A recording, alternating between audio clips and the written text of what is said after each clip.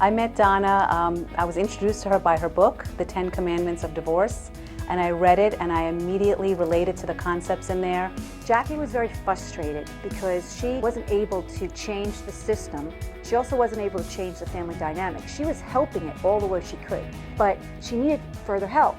I, on the other hand, couldn't do anything to change the system, didn't know what laws needed to be changed. I just kept hearing all the problems and the complaints. And the more I learned about her philosophy and her passion for what she does and her real core belief that there's a different way out there and that more people have to get behind it, the more I realized I wanted to be part of what she was working on, and that's the FRA.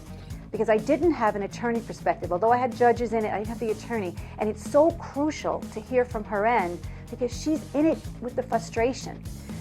You know, as a mother myself, I have 4 children and I'm a working mother.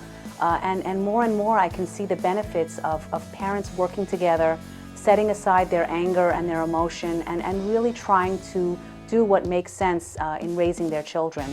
And litigated divorce cases really don't foster the groundwork that you really need to have co-parenting after a divorce. What about from attorney's perspective? What are they seeing? Because they're in the trenches, so they know how the process is being drawn out and what that does to all those participants.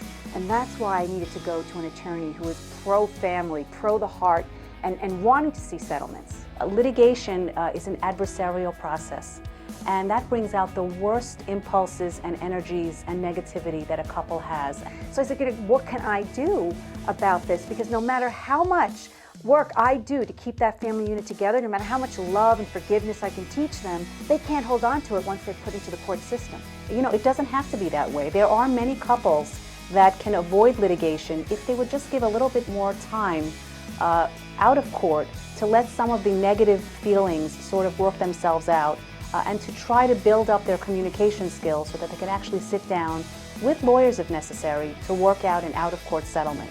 Once the case goes into court, it kind of takes on a life of its own and it becomes a very, very different kind of process. There's a big trend going on right now with co-parenting, and mediation cases really support that concept. And it's a part of my practice that I hope to grow and I can see is gaining ground in New York, and I'm very excited about that. The reason why we want to address the legal parts is because no matter what we do as a family unit, if we don't have the support of our lawmakers and the support of the attorneys and the judges, then everything we do kind of unravels.